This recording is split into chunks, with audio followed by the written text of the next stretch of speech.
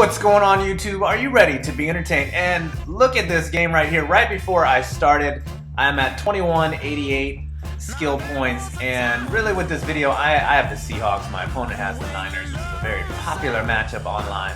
But really with this video, what I want to talk about is putting together a winning philosophy with your game plan, with your defense, your offense, and what you can do to really just sort of improve your game as you get up and start playing higher level and better competition. So the first thing that you really want to do, I guess from a defensive standpoint, is learn the answer to everything. When people start doing repetitive stuff to you, you know, whether they're spamming the run to the left or the right, go in the lab, practice, and try to figure out what can I do. And right there, oh man, he throws it in there. Earl Thomas and Richard Sherman, and neither of them picked. Earl Thomas and Richard Sherman. And here, what I noticed early in this game was he was killing me in the flats, and you have to adjust for that later in the game, and I'll show you the sort of adjustments that I did. But learn how to use your hot routes on defense, learn how to set up the defense based on what they're giving you. So offensively, with your philosophy,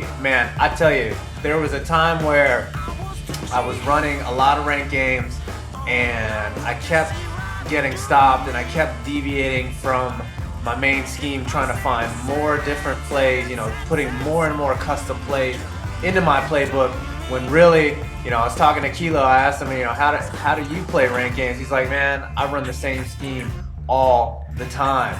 And that really made me thinking to simplify my game, instead of making it more complicated, adding more custom plays, I took my playbook back, and then basically I'm only running 5 or 6 plays. And you see my first drive, I ran down the field, scored a touchdown, and didn't even pass the ball once, called 3 runs and got in the end zone. So you really want to simplify your offensive game plan, and I think here he ends up scoring and taking the lead.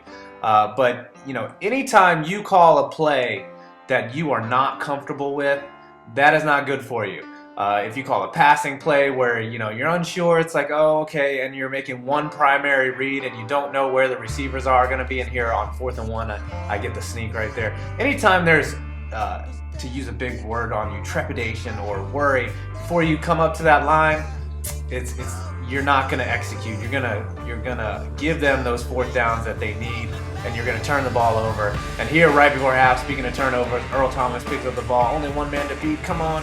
You cannot beat Colin Kaepernick. But I get the field goal, and this was huge because I'm getting ball at half, and I've run the ball down twice and haven't called a single passing play. So look how simple my game plan is, and this player actually ends up being a much higher skill level. So a lot of times when you have a simple, easily repeatable, executable offense, even high level player, it's going to take them a while to figure it out, and then that's when you switch it up, add a couple money plays in there. But really you should have 6 plays where you could call them. And here, oh look at me, I switched Robert Turbin in the game because I felt Marshawn Lynch was getting tired, and I fumbled it right before the goal line, and that was not good. The cheesy Niners get the ball back.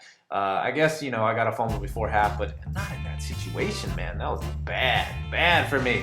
But again, back to offensive philosophy. Here again, he's killing me in the flats, and defensively, look here, I have it defended there, but the linebacker can't get over. So, you know, I needed to move him over just a little bit more. And here again, now I have it defended and I end up getting sacked. So again, advanced players, the more that they play, a lot of them have not seen, they've seen a lot of schemes, but they haven't seen sometimes maybe your scheme. So come up with a scheme that works for you. And again, even if they know what's coming, if you're comfortable, if you can call a play, and if you've practiced it 80 repetitions, all the times that you practice a play over and over again causes you not to worry, especially when you can read man, zone, at under center, or from the shotgun. So here, driving down, I need to get a touchdown back. Oh, I throw it away. But here again, there's another play that I'm very comfortable with calling, and I know exactly where Golden Tate is going to be, and I convert on the 4th and 4 and keep it moving. You know, keep it moving. Here I go for it all with Percy Harvin, and I get the look that I want, but Russell Wilson throws it, and 4th and 6. Again, I call the exact same play. But I knew that he was thinking that I would run into that situation, and then Marshawn Lynch is going to get down close. Hopefully, yeah, this time I keep Marshawn Lynch in the game instead of Robert Turbin, and then Lynch eventually falls forward. And knowing your personnel is very important to having a winning philosophy, knowing what your team can do. Some people will use the same team over and over again, and also matching up, knowing where there's a bad matchup against you. You know, for example, I use the Bills a lot now online, and the Chiefs are very poisonous in terms of, the Chiefs are pretty good against anybody. Look at here, right? Oh man, that interception would have sealed the game.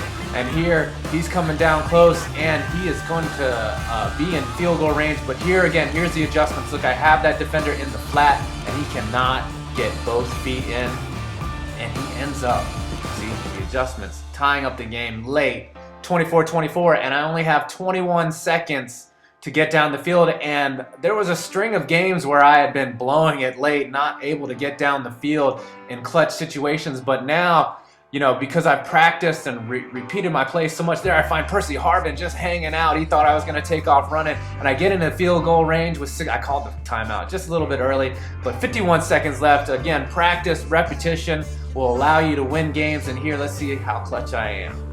Let's see how clutch I am. Can I hit the 50? Look at that. Perfect. Right down Broadway.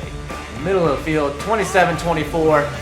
And he only had 2 seconds left. See, that's why I shouldn't have called the timeout. I should have called it later. But really, this is garbage time. I mean, rushing one guy, got 10 guys there. I click on him. He's just hanging out, wasting extra time.